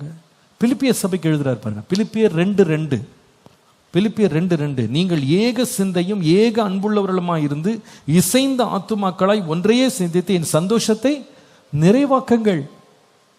1 பேதுரு 3:8 பேதுரு எழுதும்போது பாருங்க, அவர் எழுதுற நிருபத்தில், மேலும் நீங்கள் எல்லாரும் ஒருமனப்பட்டவர்களும் இரக்கம் உள்ளவர்களும் சகோதர சிநேகம் உள்ளவர்களும் மன உருக்கம் உள்ளவர்களும் இணக்கம் உள்ளவர்களாம் இருங்க. ஏன்னா வார்த்தைகள்லாம் ஒவ்வொன்றும் ஏன் சொல்றாருன்னா, எப்பா நீங்க பிரிஞ்சிருக்காதீங்க, எப்படி இருங்க, ஒன்றா இருங்கப்பா, ஒன்றா இருங்க. நீங்க பேசுற வார்த்தைகளை ஒரு மனதுக்கு ஏற்ற விதமான வார்த்தையை பேசுங்க. பிரித்து விடுகிற வார்த்தைகள் அல்ல, சண்டையை மூற்றுகிற வார்த்தைகள் அல்ல, வாக்குவாதங்களை உண்டாக்குகிற வார்த்தைகள் பேசாதீங்க. ஒரு மனதை காத்துக்கொள்ளுங்கள். அல்லேலூயா. ஒன்றுபட்டால் ஒன்று வாழ்வுன்னு உலகம் சொல்லுது இல்லையா? அதற்கு முன்பாகவே வேதம் நமக்கு என்ன போதிக்குது? 133ஆம் சங்கீதம், இதோ சகோதரர் ஒருமித்து வாசம் பண்ணுவது எத்தனை நன்மை, எத்தனை இன்பம். ஆரோன் சிரசில் ஊற்றப்பட்ட நல்ல பரிமள தைலம் வடிஞ்சு அவனுடைய தாடியில வழிஞ்சு அவனுடைய அங்கிகளின் ஓரத்துல வடிகிறதான நல்ல தைலத்துக்கு அது ஒப்பாய் இருக்கிறது. எர்மோன் மலையின் மேல் இருக்கிற பனிக்கு ஒப்பாய் இருக்கிறது. அங்கே கர்த்தர் என்னென்னைக்கும் ஆசீர்வாதத்தையும் ஜீவனையும் கட்டளையிடுறார். குடும்பங்களுக்குள்ள, உறவுகளுக்குள்ள ஒரு மனதை காக்கிறத நம்ம வாழ்க்கையின் முக்கியமான ஒரு அடிப்படையான ஒரு விருப்பமாக, நம்முடைய வேலையாக நம்ம எப்பவுமே பார்த்துக்கணும். ஆவியின் ஒருமனப்பட்ட காத்துக்கொள்றதுக்கு நம்ம ரொம்ப பிரயாசப்படணும். சில பேர் வாய்க்கு வந்ததெல்லாம் பேசுவாங்க. சில பேர் நாங்கள் மனசை உண்மையை வச்சுக்கிறது இல்லைங்க, எல்லாத்தையும் வாயில பேசிடுவேன். இப்படி பேசுனீங்கன்னா எல்லாமே என்ன ஆகிடும்? குளறுபடி ஆகிடும். ஏன்னா நீங்கள் நினச்சிடக்கூடாது நம்ம வாயிலேருந்து நம்ம பேசுறது எல்லாமே ரொம்ப புத்தியாக பேசுகிறோம்னு நினைக்கக்கூடாது. சில பேர் நினைப்போம் அப்படி. சில பேர் நம்மளை போல ஞானி உலகத்தில் யாருமே இல்லை. நம்ம வாயிலேருந்து வர்றது எல்லாமே பெரிய தத்துவங்கள், எல்லாமே முத்துக்கள் நினச்சிக்கிட்டு இருக்காங்க. அதான் பிரச்சனை. எப்பயோ ஒரு நாள் ஒரு முத்து வரும், அது ஒன்றும் இல்லைன்னு சொல்லலை. அதுக்காக டெய்லி பேசுறது எல்லாமே முத்துன்னு நினச்சிடக்கூடாது. அப்படி நினச்சி பேசுறதுனால இவங்க 10 நிமிஷம் பேசிட்டு போனால் குடும்பம் 10 பறந்து போயிடுது. இவங்க தத்துவம் அப்படி அவ்வளோ ஸ்ட்ராங்காக இருந்திருக்கு, யாரையுமே ஒட்ட விடாது. நாம எப்படி இருக்கணும்னா சமாதானம் பண்ணுகிறவர்களாக இருக்கணும். ஒரு ஆமீன் சொல்லுங்க. சமாதானம் எங்க போனாலும் நம்மால என்ன பண்ணணும்? ஐக்கியம் பலப்பட வேண்டும், ஐக்கியம் பெருக வேண்டும், ஐக்கியம் நிலைத்திருக்க வேண்டும். ஒரு ஆமீன் சொல்லுங்க. கர்த்தர் நல்லவர்.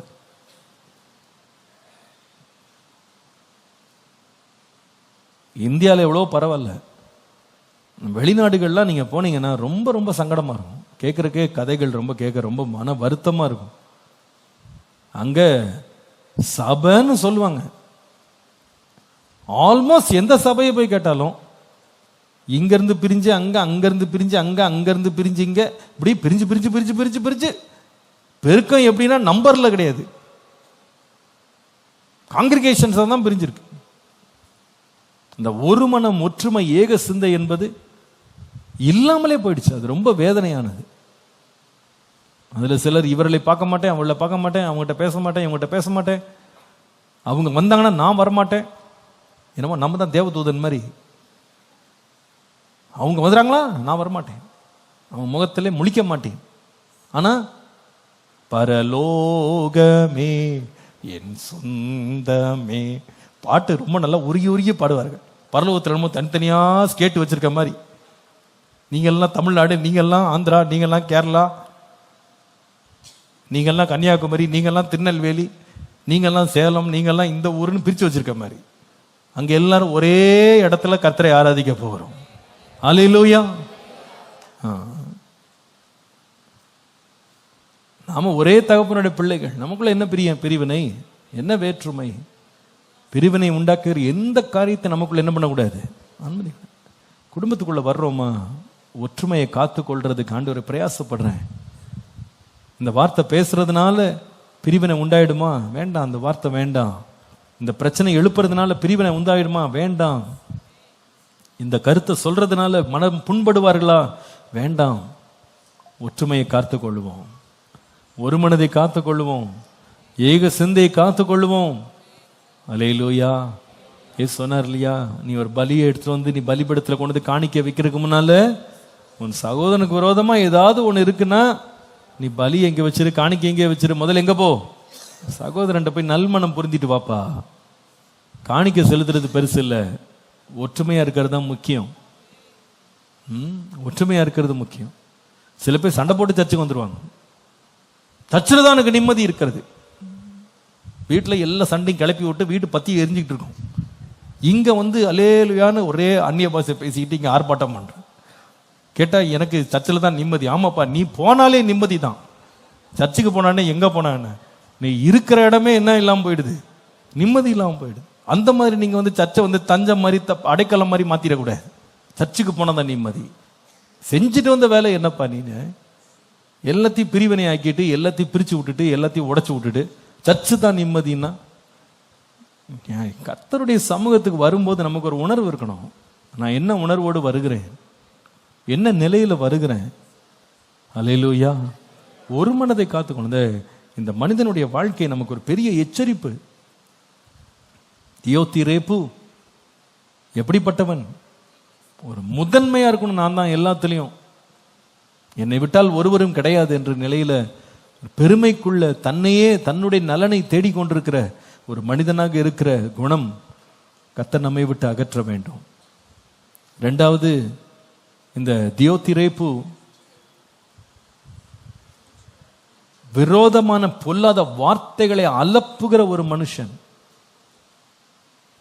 தூற்றுகிறவன், கோள் சொல்லி திரிகிறவன். தியோதிரேப்பு மூன்றாவது, தன் சகோதரரை ஏற்றுக்கொள்ளாமல் இருக்கிற ஒரு மனிதன். ஏற்றுக்கொள்ள மனதாய் இருக்கிறவர்களையும் என்ன செய்கிறது? தடை செய்து சபைக்கு புறம்பே தள்ளுகிற ஒரு பொல்லாத குணம் உள்ளவன். நம்முடைய சபை எப்படி இருக்கு? நம்முடைய வீடு எப்படி இருக்கு? நம்முடைய குடும்பம் எப்படி இருக்கு? நம்முடைய வாழ்க்கை எப்படி இருக்குன்னு யோசித்து பாருங்க. புறம்பே தள்ளுகிறவா இருக்கோமா, வரவேற்கிறவர்களா இருப்போம்? ஒரு தகப்பன 2 பிள்ளைங்க இருந்தாங்க. லூக்கா 15 ஒரே வீட்டில் 2 பேருடைய மனம் வேற மாதிரி இருந்தது. அப்பாவுடைய குணம் எப்படி இருந்ததுன்னா, எல்லாம் அழிச்சிட்டு பெருமையா வந்து நிற்கிறான். அவனை அரவணைக்கணும்னு ஓடி போனாரு. அவனை கட்டி அணைத்து முத்தமிட்டு வீட்டுக்கு கொண்டு வந்து சேர்த்தாரு. அதே வீட்டுக்குள்ள அப்பாவுடைய நன்மையை அனுபவித்து இத்தனை வருஷமும் அப்பாவுடைய உணவை சாப்பிட்டு ஒரு பையன் உட்காந்துருக்கான். அவனால தன்னுடைய சொந்த சகோதரனை ஏற்றுக்கொள்ள மனம் இல்லாம இருந்தான் பாருங்களேன். அவனுக்கு எப்படி நீங்க கொளுத்த கன்றை அடிச்சிங்க? எனக்கு ஒரு ஆட்டுக்குட்டி கூட கொடுக்கல. ஒரு சந்தோஷமான விஷயம் நடக்குது.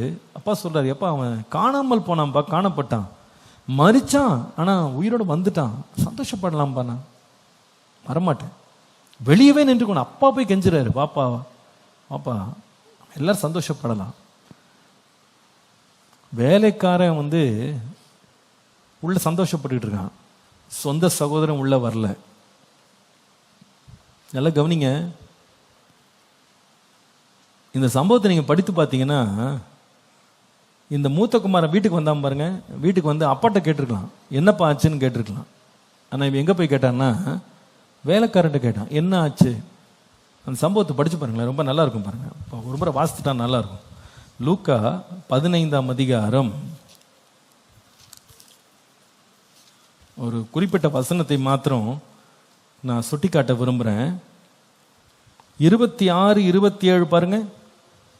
26, ஊழியக்காரர் ஒருவனை இந்த மூத்த குமாரனை அழைத்து, இது என்ன என்று இது என்னன்னா பாடல் சத்தம், கீத வாத்தியம், என்ன சத்தம் அப்படின்னு கேட்டா, அதற்கு அந்த ஊழியக்காரன் சொல்லுகிறான் 27ஆம் வசனத்துல, உம்முடைய சகோதரன் வந்தார், அவர் மறுபடியும் சுகத்துடனே வந்தார்,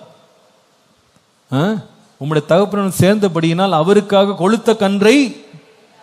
அவன் வந்து என்ன மியூசிக் சவுண்டுன்னு கேட்டான், இவன் என்ன மெனுன்னு சொல்லிக்கிட்டு இருக்கான். இந்த மாதிரி தூண்டி விடுற ஆளுங்களாம் இருக்காங்க. நீங்க ஒன்று கேட்க போய் அவன் நம்மளை தூண்டி விட்டுருவான். என்னப்பா சத்தம், என்னப்பா மியூசிக்னு கேட்டா கொளுத்த கன்று அடிச்சிருக்காங்கன்னு இருக்கான். இவன் ஏற்கனவே மியூசிக் சத்தம் கேட்டே வெறுப்படிஞ்சு வந்திருக்கான். சுகத்துடனே வந்தார். தேவையா உனக்கு இது? சில பேர் இந்த மூட்டி விடுற ஆளுங்களே இருக்காங்க இந்த மாதிரி. ஆனா என்ன இது வேடிக்கை என்ன தெரியுமாங்க, மூத்த குமாரனை மூட்டி விட்டு அவன் வெளியே உட்காந்துருக்கான் கோவத்துல, எனக்கு ஒரு ஆட்டுக்குட்டியை கொடுக்கலன்னு அவன் வெளியே உட்காந்துருக்கான். இவன் இவ்வளோத்தையும் மூட்டி விட்டு உள்ள போய் இவன் சாப்பிட்டுக்கிறான் பாருங்க. இவன் போய் கொண்டாட்டத்துல எல்லாரையும் கிளப்பி விட்டுற வேண்டியது, எல்லாத்தையும் பிரிச்சு வகுத்து ஒன்னா பகுத்து போட்டு இவன் போய் உட்காந்து ஒரே ஆடல் பாடலோட இவன் போய் உட்காந்து வேலைக்காரெல்லாம் ஒன்னா உட்காந்து சாப்பிட்டுக்கிட்டு இருக்க. இவர் கோச்சிட்டு வெளியே உட்காந்துருக்காரு. எல்லாத்துக்கு காரணமானவன் உள்ள உட்காந்துட்டான் போய் வட்டிங்களை போய், அவர் ஜாலியா உட்காந்துருக்காரு. இந்த மாதிரி சில குணங்கள் இருக்கு. இப்படிப்பட்ட ஆட்கள்ட்டி கேர்ஃபுல்லா இருக்கும். அப்படி பார்த்தாரு, இங்கேயா போறீங்க அங்கேயா போறீங்க நம்மளை ஏவி விட்டு இந்த பக்கமே வராதிங்க, உங்களை பத்தி அப்படி சொன்னாங்க இப்படி சொன்னாங்கன்னு முதல் ஆளா போய் ஃபர்ஸ்ட் ரோல உட்காந்துருக்கு அந்த ஆள் தான். உங்களுக்கு வீடியோவில் பார்த்துட்டு பக்குன்னு அடிக்கும். நம்மளை வேணாம் வராத, இப்படி பண்ணாத, அப்படிப்பட்டவன் பொல்லாதவன், இவன் மோசமானவன், கேடு கட்டவன், நம்மளை பற்றி அவனை பற்றி இப்படியெல்லாம் நமக்குள்ள விஷத்தை இறக்கி நம்ம வாங்கின ட்ரெஸ்ஸையும் போடாம நம்ம வீட்டில் உருன்னு உட்காந்துக்கிட்டு இருக்கோம். இவன் ஜாலியா ஃபர்ஸ்ட் ரோல உட்காந்து சிரிச்சுக்கிட்டு உட்காந்துருக்கானே. இதுதான் அவங்க சொன்னாங்க இவங்க சொன்னாங்க அப்படி சொன்னாங்க இப்படி சொன்னாங்க, இதெல்லாம் கேட்டுட்டு நம்ம வாழ்ந்தோம்னா நாம ஒருமித்து என்ன செய்ய முடியாது, வாழவே முடியாது. மறந்துடாதீங்க, சில பேருடைய பிழைப்பே இதுதான். அவங்க ஒர்க்கே என்னன்னா போஸ்டல் சர்வீஸ் தான். இங்க இருந்து அங்க, அங்க இருந்து இங்க, இங்க இருந்து அங்க பார்சல் சர்வீஸ் மாத்திக்கிட்டே இருப்பாங்க. உங்களுக்கு இதான் வேலை. அவங்க சொல்றதெல்லாம் கேட்டிருந்தீங்கன்னா நீங்க நாசமா போயிருவீங்க. நமக்கு தேவை என்ன? ஒருமனம். நமக்கு தேவை ஒற்றுமை. குடும்பத்தில் கூட சில பேரை பார்த்துருக்கேன், இந்த மாதிரி சில பேர் செஞ்சுட்டு, ஐயோ அவங்க இவ்வளோ பொல்லாதவங்க, எனக்கு அப்படி பண்ணாங்க இப்படி பண்ணாங்கன்னு எல்லாத்தையும் சொல்லி கக்கிற வேண்டியது. கேட்ட ஆள் ஃபுல்லாக பாய்சன் ஆகிட்டு, இனிமே நான் அவங்ககிட்ட பேசவே மாட்டேன், இவ்வளோ பொல்லாதவங்களாம், இவங்க தான் நியாயஸ்தமாக நிற்பாங்க. கடைசியில் பார்த்தா இவ்வளோத்தையும் சொன்ன ஆளை பற்றி யாரை பற்றி சொன்னால் அவங்க மடியிலே படுத்து கிடப்பாங்க. நமக்கு என்னடா ஆகியது, நம்ம தான் கசப்பாயிட்டோன்னு பார்த்தா இவங்க நல்ல பிள்ளை ஆயிட்டாங்களே. நம்ம தான் ஜாக்கிரதையாக இருக்கணும். இவன் எப்படிப்பட்டவன்னா, தன் சகோதரரை ஏற்றுக்கொள்ளாமது மாத்திரமில்லாமல் ஏற்றுக்கொள்ள மனதா இருக்கிறவர்களையும் தடை செய்வான். சுபாவம் நம்மளை விட்டு போயிடணும். அப்ப நீங்களும் வளருவோங்க, நாமும் வளருவோம், எல்லாரும் வளருவாங்க. அல்லேலூயா. இந்த பொல்லாத குணங்களை பின்பற்றாதபடி நற்குணமாகிய நற்குணங்களை நமக்கு மாதிரியாய் காண்பித்த இயேசுவை பின்பற்றுவோம். கர்த்தர் நம்ம எல்லாரையும் மேன்மைப்படுத்தி ஆசீர்வதிப்பாராக. அல்லேலூயா. கர்த்தர் ஒவ்வொரு வாரமும் நமக்கு போதித்து நடத்துறாரு.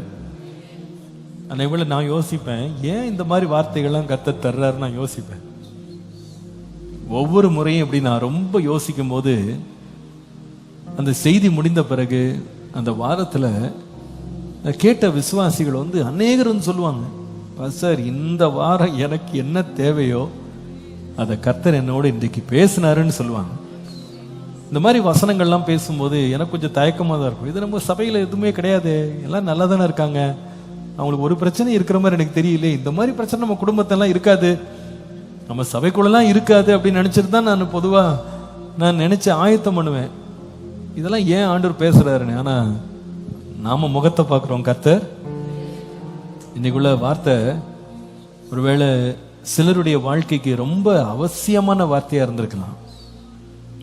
இந்த தியோத்திரேப்பு, இந்த மாதிரி ஒரு பேரை நீங்கள் ரொம்ப அதிகமாக யோசித்து நீங்கள் படிச்சிருக்க மாட்டீங்க. ஆனால் ஒரு முதிர்ந்த ஊழியக்காரன் இந்த ஆளுடைய பேரை சொல்லி, இந்த தீமையை பின்பற்றாதீங்க அப்படின்னு காயுவுக்கு எழுதினாரு. இது ஒவ்வொருவரும் நமக்கும் எச்சரிப்பது.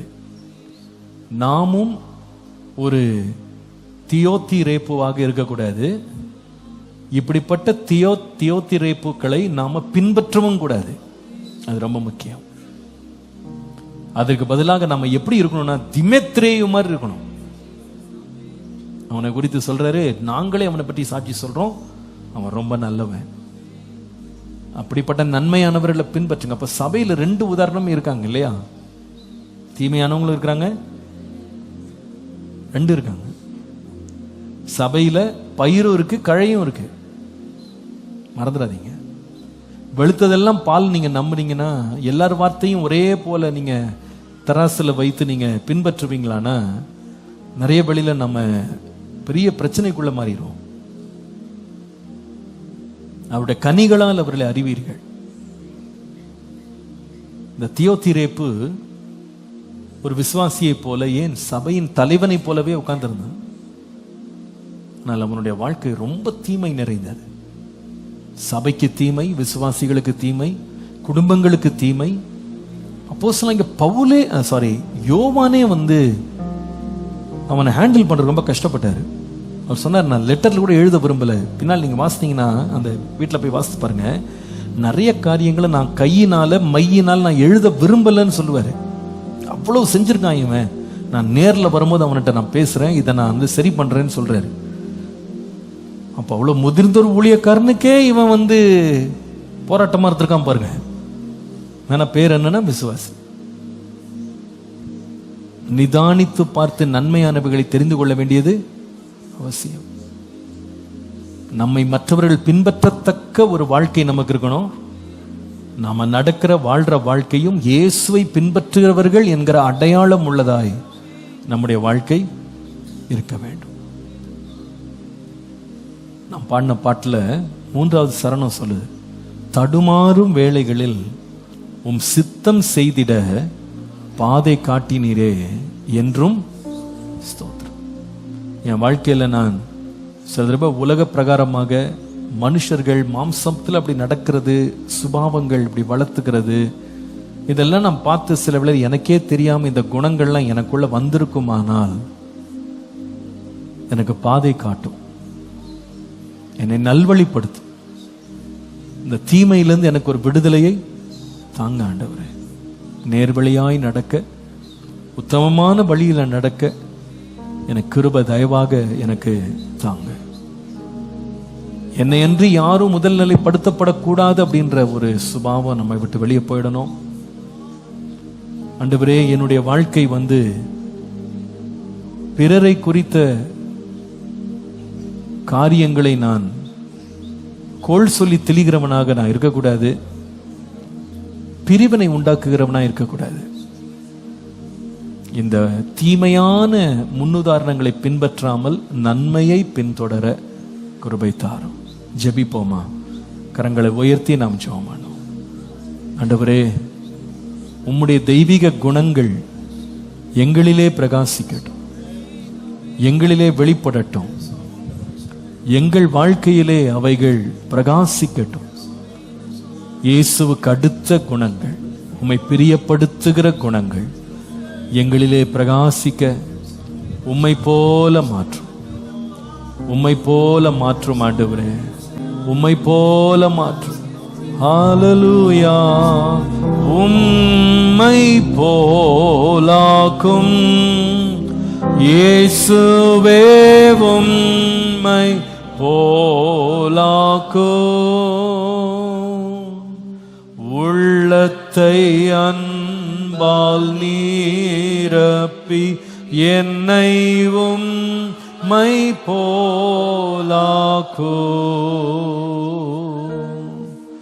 உள்ளத்தை அன்பால் நீரப்பி என்னை உம்மை போலாக்கும்.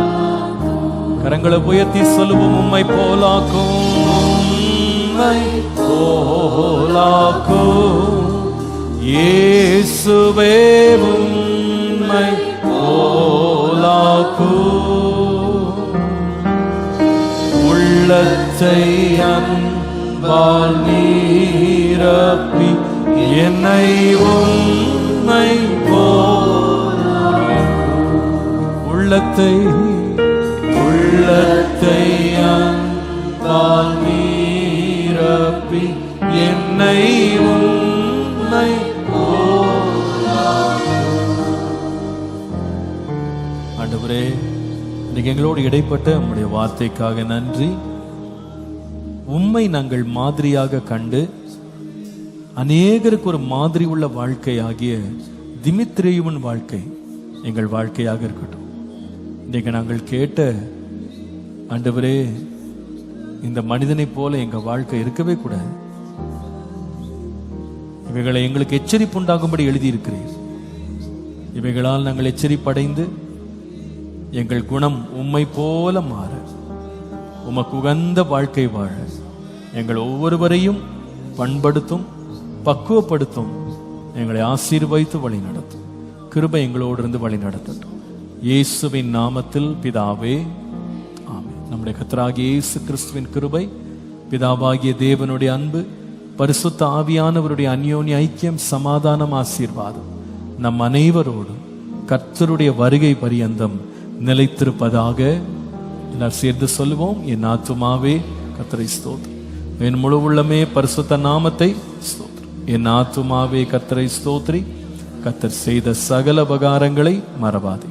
அவர் அக்கிரமங்களை எல்லாம் மன்னித்து உன் நோய்களை எல்லாம் குணமாக்கி பிராண அழிவுக்கு விலக்கி மீட்டு கிருபையினால் இரக்கங்களால் முடிசூட்டி நன்மையினால் வாயை திருப்தி ஆக்குகிறார். கழுகுக்கு சமானமாய் வயது திரும்ப வால வயது போல் ஆகிறது. ஆமென். Praise the lord. கர்த்தர் நம்மளை எல்லாரையும் ஆசீர்வதிப்பாராக. சமாதானத்தோடு சென்று வாருங்கள். கர்த்தர் நம்மை எல்லாரையும் வழி நடத்துவாராக. ஆமென்.